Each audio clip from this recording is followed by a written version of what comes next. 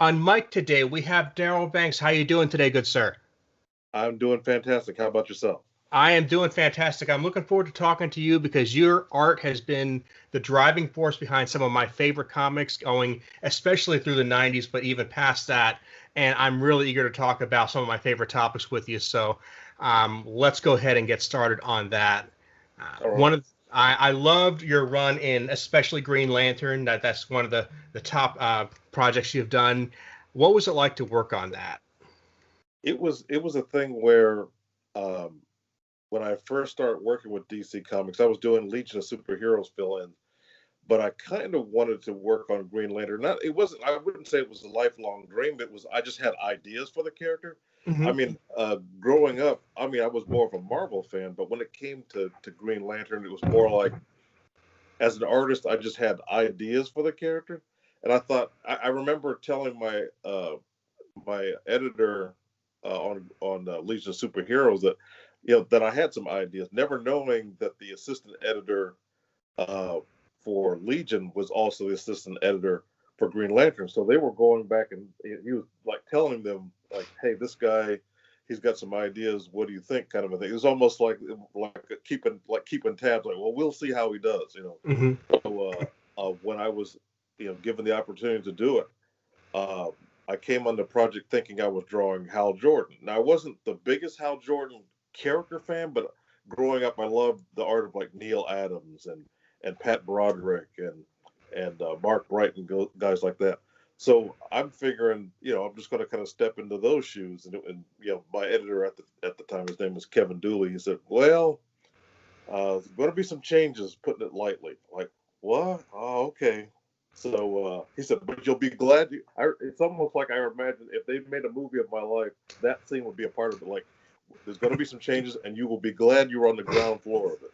I'm like, okay, I hope so. So, and yeah, and I was glad I was on the ground floor of it. Are there certain changes that started to manifest themselves that you've been planning for a while and you finally managed to put onto paper? Well, when I think about early on, one of the things that kind of struck me was I remember because my editor had a great sense of humor, still does. Um, and I said, well, a lot of changes you're talking about, but as long as you don't kill off Kilowog, I'll be fine. And then silence on the end of the phone, silence. And I'm like, okay, all right, joke's over. No, seriously, we're not killing off Kilowog. It's like, okay, yeah, I had to break it to you, but yeah, we are. Now obviously he got better, but at the time, Sure. it was one of those things. I thought he was kidding. I thought he was kidding. It's like no, that's one of the things that led Hal to the path of becoming paralyzed. So And Kilowog's death was one of those things that, even as far as superhero deaths go, it was pretty grisly. I mean, they that was for just a couple panels that it took. That scene was a gut punch. yeah, well, imagine how I felt. It was like one of my favorite characters, and I had to draw it. But I understood what we were doing. Like this was not one of those. I mean, keep in mind, I always say this whenever I do an interviews. This was the '90s. Gimmicks and change was everywhere. Hmm. Especially, keep in mind this is like the height of Image Hmm. comics and all that. So you had so many changes just for change's sake. But the one thing the impression I got from Ron Mars, who was writing, from Kevin Dooley, who was the editor, is that we're not doing this as a gimmick. We really feel like we want to add to the characters because before that, Hal Jordan had been around. He had his flares of brilliance here and there, like Hard Traveling Heroes with Denny O'Neil and Neil Adams, and he had the Mike Grell stuff. But at that time, people really didn't care much about the character. He was, oh, that's the guy from the Super Friends. Like, oh, Hmm. make a boxing glove out of the ring. No one cared about Hal Jordan. And in some ways, I was glad about that because when I was in high school, that was during the time Frank Miller's Daredevil was was well, actually, no, I was in college. Frank Miller's changes on Daredevil was amazing. He took a character that was like, what, C plus at best, and made him an A-lister. Frank Miller's Daredevil to me to this day has affected comics in general. Dovetailing into Frank Miller's work on the Dark Knight afterward. But I felt like I always wanted to be on a project where we took a character that people didn't really care about, and all of a sudden they care about, and that Mhm. happened. And I was very glad to be a part of that. I kind of wonder, maybe you're the guy to ask because you said you came from being a Marvel guy to working on a DC project and knocking it out of the park. Thank you. So I'm thinking, in my mind, Marvel characters are generally they're a little more independent outside of the costume. We've changed Iron Man's, we've changed Captain America's, we've changed Spider Man's. We're a little more hesitant to change Superman's and Batman's. They tend to always be their original identity. Is Mhm. that something that worked well going into Green Lantern because you could just flip out another person behind the costume? One thing I noticed is that, and I feel like so often we compare DC and Marvel, but I always felt, and I think a lot of people would agree, they're not the same. I feel like DC characters have a lot more of a iconic sense. Hmm. You can tweak them here and there, but we almost need them to be a certain way. But with Green Lantern, I felt like because he wasn't on that necessarily in that Mount Rushmore, we had more wiggle room. And so, also the fact that we've had other Green Lanterns before. There's an entire core, but this was still going to be different. This was going to shake things up, and people were going to notice Green Lantern. And it's amazing that to this day it's maintained its momentum. And I'm glad to know that. I would agree with that. I think that there is definitely a certain need because those were some of the first characters we knew that we kind of emotionally need them to be there as the background, and we let Marvel characters kind of be a little more human, I guess. Right, right. So when we add that element to a DC character, it's even just that in and of itself, like, oh, like they're people. It feels almost a little weird, but we agree that yeah, we need that, you know. Hmm. Um, with Hal Jordan becoming Parallax, now I mean nothing against what Jeff Johns did. He's did an amazing job, but he kind of gave Hal Jordan an out by having Parallax as this creature that took him over. Our take was he was a man that made a mistake. He was pushed over the edge. We've all been upset and regretted saying or doing something out of anger in the heat of the moment. And that's Hmm. where we were going. We wanted to humanize Hal Jordan in that way that, you know, imagine you're working on a job for years and years and you're training people and they get the promotion, but not you. You were not going to be happy about that. I like to compare Hal Jordan to the Michael Douglas movie Falling Down. His character defense, I never really thought was evil. He just had he'd had it. Hmm. He'd been pushed too far. Matter of fact, I even kind of was inspired the haircut that Michael Douglas had in that movie. You'll notice how Jordan kind of had that same kind of thing going on. Okay. I don't think that was intentional at first. I kind of realized like, yeah, I kind of gave him almost like this Michael Douglas slash Terminator kind of haircut going on. And that's what at least that's how I thought of Parallax. Is not so much he was a super villain, but he was just a person that just he's just that was it. So um, it was one of those things where what would you do in his situation type of thing. Yeah, and I think that's how I took it away. I didn't really catch up on the parallax, being a separate entity till much later. I did that on went back and checked that out. But it's like I think what succeeded there, and I read The Killing Joke, which does a Mm-hmm. similar thing with Joker. He was a guy who had the ultimate bad day, and that Mm-hmm. turned him into what he was. And while I liked that story, it didn't really click with me on the level I think they wanted it to. But Okay. the Hal Jordan thing did. The Hal Okay. Jordan thing make okay, this guy he was a righteous guy, and things just didn't work out, and he just couldn't take it anymore. For me, there was a truism to that I didn't see in The Killing Joke. Well, with Hal, I mean, he asked a reasonable request, and also keep in mind, he didn't just lose his parents, his brother. He lost his entire city, and he felt like it was something that could have been done about it. That these essentially like these magical characters that have done things before that now it's he's calling in a favor and they didn't want to honor it and it was too much. You know, so that's why he just became this like I got to set things right. It's not more I got to take over the world now that I have all this power. It's more like I just want to make things right in his mind. Mm-hmm. And because he was coming from a real injured soul, he made some real, made some other bad choices. And what's good about that is that he got on everybody's radar. Like I said, no one cared about Hal Jordan. All these groups talking about, oh, what have you done to Hal? Like, yeah, but you didn't care. My editor told me that corporate said, either you bring these sales up or else. And the or else is that don't think we can't cancel this book. So that's why we were given such extreme leeway. It was almost in a similar situation where Martin Goodman said to Stan Lee, Amazing Fantasy is doing terrible. I don't care what you do with it. And that's how we got Spider-Man. It's almost like when you leave creative people alone and give them free reign, they can work some magic, Not to compare what we did to Stan Lee creating Spider-Man, but I think there were some similar circumstances. Well, when you tell them they have to play it safe, that's when no magic happens. That's when you get stories that are forgettable. That's when you get stories that you just read once and toss aside, and you wonder if you spent the $2 well. Right. I mean, you can hate the story, but if it got you to think about it, your time probably wasn't wasted. Like I love this story. I love the comics in general in that period, and it confuses me now that we get a lot of fans who are really down on the way comics were done at the time because gimmicks this and killing them off that. It's like, yeah, but that was exciting. You look forward to those issues. You talked about what was going to happen. You were engaged in a way that I don't really see now. Well, I think because there were a lot of gimmicks at the time, I get why people were skeptical. I mean, issue number 50 had a glow-in-the-dark cover. I mean, I get it, but we didn't approach it like a gimmick. We essentially made comics that we ourselves would enjoy.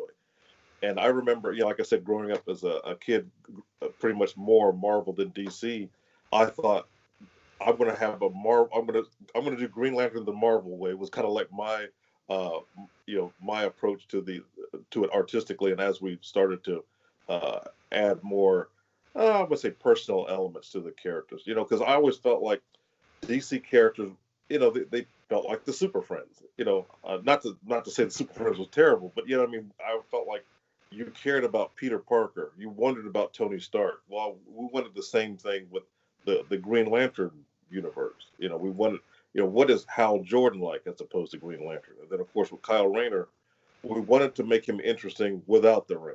And we felt like if we could do that, once he is starting to use the powers, you'll care even more.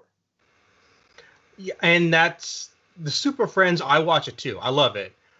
But we give it that hokey reputation kind of for a reason, because the characters, do we ever really see them out of their outfits on the show? Maybe once or twice? Thinking back, I think I remember Clark Kent, but I don't really remember Bruce Wayne at all. And so, I mean, granted, it was for little kids, so that might not be the best example, but I think that was the overall first past impression people had about DC characters. Like they were these iconic, almost one-dimensional characters. Sun-drenched, square-jawed character. But the thing is, they should own that. I mean, that's their identity. However, there's room, I think, to add to that, which that's what we wanted to do during Green Lantern, is to add some dimension to the characters. Because you figure if you care about them, if something happens to them, you'll be more emotionally and maybe even intellectually invested. We got a good, nice fleshing out of the background characters in their lives as well, and Green Lantern's struggle against not knowing what happened with Carol, losing his whole city, seeing what happened to him before he even became the Green Lantern. And that was also like the golden age of the Elseworld stories too, when suddenly, the other ideas of what would have happened if their story had gone a different way. I really think that was a time when we started to really invest in just thinking of them as people, as characters, as human characters. Yes, I think so. And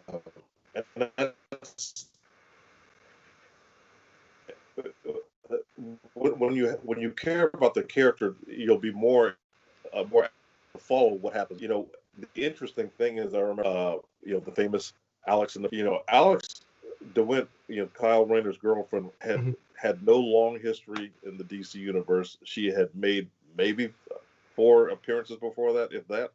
But he said we got more letters about her than we did Hal becoming Parallax. And I Mhm. thought, she wasn't the first death the comics had ever seen, not even the worst one, but I think that showed how much investment people were into the stories. It's something, a character that they don't even have a long history with.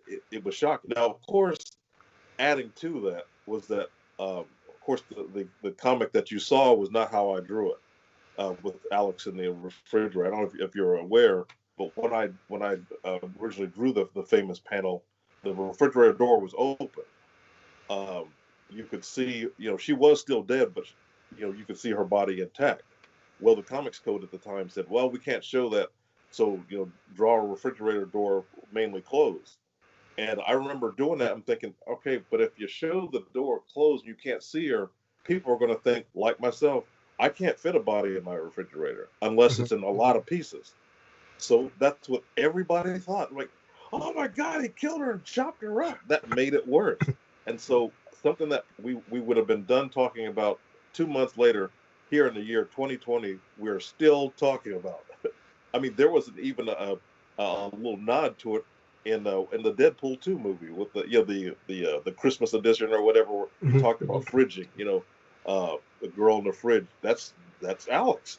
So, uh, with an attempt to censor it, they made it 100 times worse. Now, of course, we didn't do it for shock value or anything like that. It's like, I think Ron Mars was even accused of hating women, which is odd because he's married and has daughters. Mhm. Um, we needed Kyle Rayner needed an Uncle Ben. He needed a reason. Why would, just because you had the power, why would you become a superhero, risk your life? So, like, just like when Peter Parker was first bitten by the spider, he didn't want to be a superhero at first. He wanted to be an entertainer. He wanted to be a pro wrestler or whatever.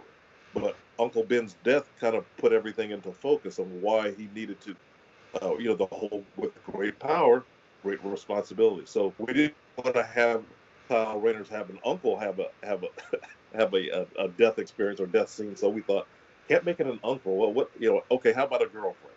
And that's really, Alex was created to be Kyle Rayner's Uncle Ben from day one. That was why she was created to be his Uncle Ben. Really, that was why.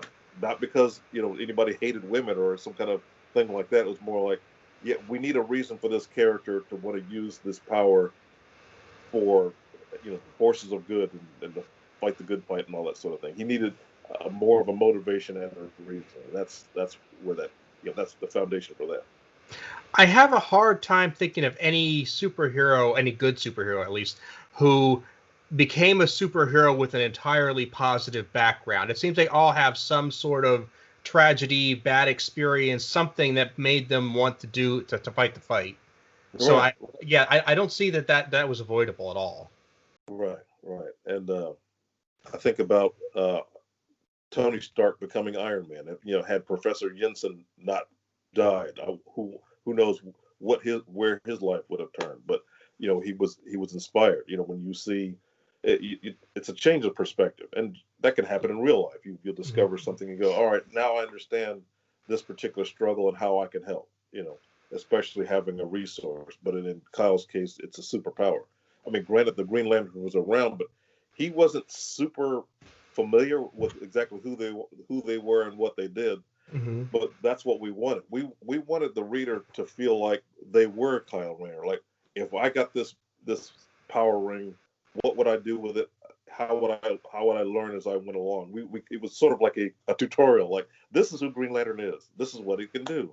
This one's different from the previous one, and how do you feel about that? I mean, to this day, people will come up to me and say, Green Lantern's been around, since the original 1940s version, but Kyle Rayner was my Green Lantern. I love people saying that. It's kind of like that's what we were going for. We want him to be, that particular generation's Green Lantern. And it works fantastically well, even to strip away the Guardians, who were basically his bosses for the time. They kind of took them out of the picture for a little while, and he was kind of calling his own shots for most of the run. Hmm. And that was a great move on that part too. Thanks. So when you're as the artist there's something I love about the art from that period. Now I think as the years went on toward the early 2000s, it got little more detailed for my liking, a bit too busy visually. Is there something you were working on at the time, or that was just trendy that made those characters work? Well, that was still relatively early in my career. I mean, I had before I started working with DC, and I've been working in the independent companies here and there for about 5 years. So to me, I was still almost like Kyle Rayner, still learning. Now keep in mind this was the height of artists like Mark Silvestri and Jim Lee and all that, and I wanted to be a big deal as well, not on their level. So it was still a learning process. Learning storytelling, learning better pacing. But one thing I always discovered is that I could never go wrong being clear. Maybe it was the best drawing, but as long as if you can tell what's going on and conveying what the script is portraying, then I felt like I'd done my job. I like the fact that uh, I was given a mandate though. I remember my editor said, Kyle Rayner is an artist, and he creates a lot of things out of his imagination, like all Green Lanterns are supposed to do. But with him is we never want him to create the same thing twice, with one Ah, exception. Now I wanted to do that anyway, but they made it a mandate. For example, Green Lanterns always create some sort of defensive shield. He said, well, if he creates a shield, never make the same shield twice. Like let's say if we make a, a medieval shield one issue, don't do that again. The next shield has to feel like something from anime, and then if you've done that one, the next one's got to be a giant turtle shell or something like that. Just keep being creative on how he might perform the same function, but visually make it different. And I thought I wanted to do that anyway, but that's perfectly fine with me. Now, the one exception we had as far as something he could create twice, there were times where he would create battle armor for himself so he could get more into melee combat. That was the one thing that we could, and even then he didn't appear a whole lot, but his combat armor was, I was allowed to draw that more than once. sweet. Okay. Okay, I've got to go back and look for that then, because I mean, it was one of those things that I probably wasn't thinking about it, but I appreciate the touch. So do you still now, and this is just me thinking off the top of my head, do you still have the urge to just, okay, I need a shield. What would I use right now? And did you give it a little challenge to yourself? Uh, I mean, there's so many things you can protect yourself with that it's actually pretty easy. I mean, it all since he could make it shaped like a soft blanket, but it's actually hard because because he wants it to be. Hmm. But just using that creativity, and also we were also trying to get across the fact that he's an artist, that this person is more creative than any other lantern.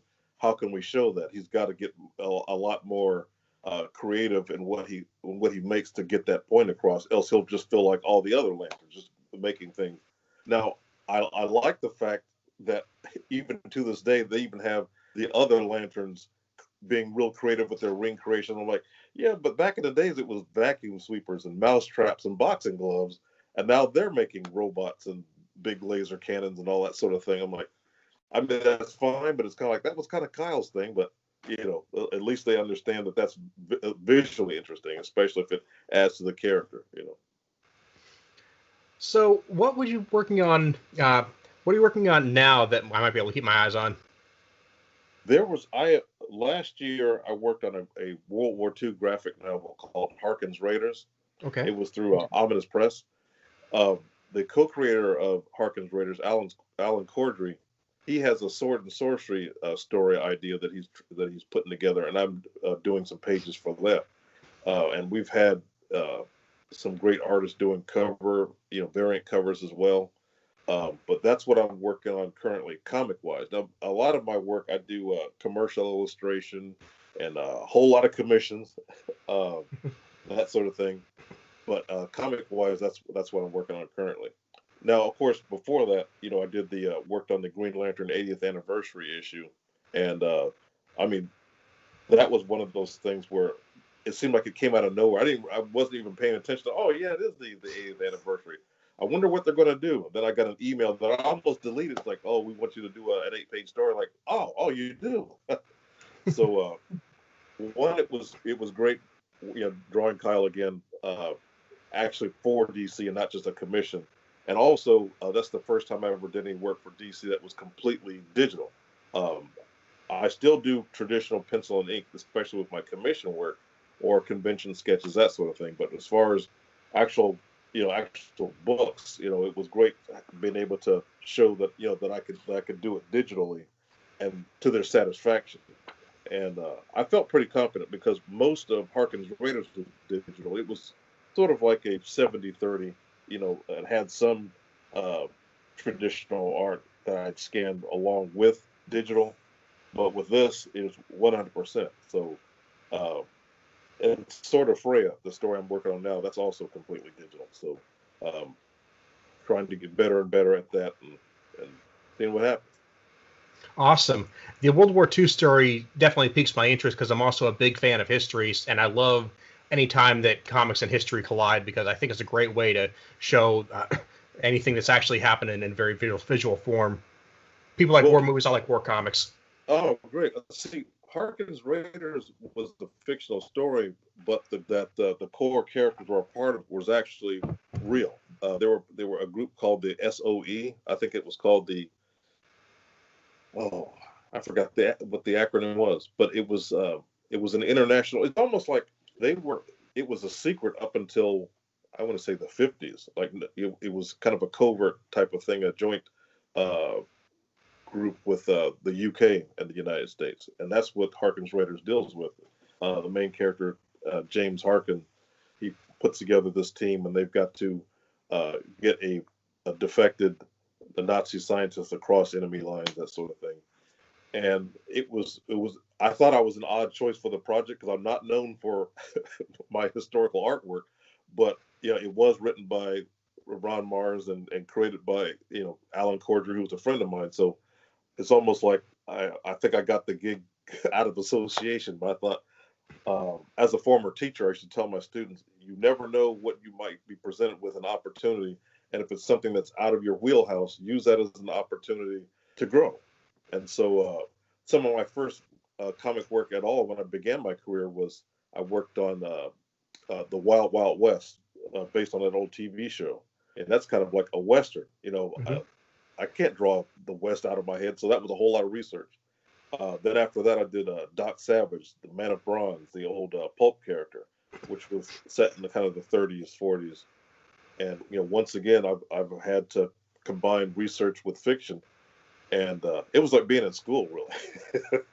So, with Harkin's Raiders, it kind of reminded me of that experience-wise. So, um, and the thing is, there was a lot of pressure that I think I put on myself because I'm thinking there are history buffs, especially they're going to look at like planes or some of the other hardware, like they're gonna pick it apart. But I'm like, if I make a mistake, fine, but I'll do my best to make sure this is as accurate as I possibly can make it. So I like how it came out. If they're going to pick it apart, they're going to pick it apart. You're not going to stop that. But if you can give them something to enjoy while they're doing it, I think you still did your job. I hope so. I hope so. It's still available on ominouspress.com. So This is hope that can check it out. That's why I love the creative idea and the creative mindset because everybody else, when they get a job, they're taught to ask themselves what they can't do. If somebody says, "Can you do X, Y, and Z?" and they're not sure, they feel like they have to say no. An artist almost always has to say yes and figure it out later, and that's it's a change in mindset that I love. Yeah, that's it in a nutshell. Can you do it? Like, sure. How do I do this? Mm-hmm. It's on you to figure out how, and that's something nobody else really deals with. Yeah, it's and like I said, hopefully people liked it. If you haven't gotten a chance to check it out, if you'd be interested in taking a look, especially if you're a history buff, see what you think. I'm going to make sure that goes in the show notes, not only the project, but where people can get a hold of it so they can order it if necessary. I also want to put in the show notes that we did have Ron on here a couple months back, and I'm sure that the 2 episodes will be great back to back. Oh, okay. Darryl, is there anything else I can add to the show notes to make sure people can follow you and your adventures?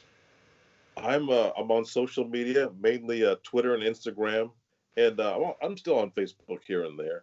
But I'd like to post artwork and progress of things I'm working on. I think here recently I posted a couple of work in progress and some commission work and showing some of my process on what I do. And if you follow me on Instagram, you'll get more of the personal side of me. I'm a big toy collector as well, so I kind of limit my toy stuff just to Instagram because it gets kind of nerdy. So I'm thinking, I might want to just keep that over here and share the artwork on Twitter and Instagram and Facebook as well. Well, I think the toy collecting could be a whole different conversation we could have, and I would love to have you back and have that conversation sometime. That sounds great. Okay. Well, let me let you go, and we'll quit while we're ahead, and we'll get to that sometime soon, okay? That sounds fantastic. Thanks for having me. Thanks for having me, sir. Take good care. You too. Take care.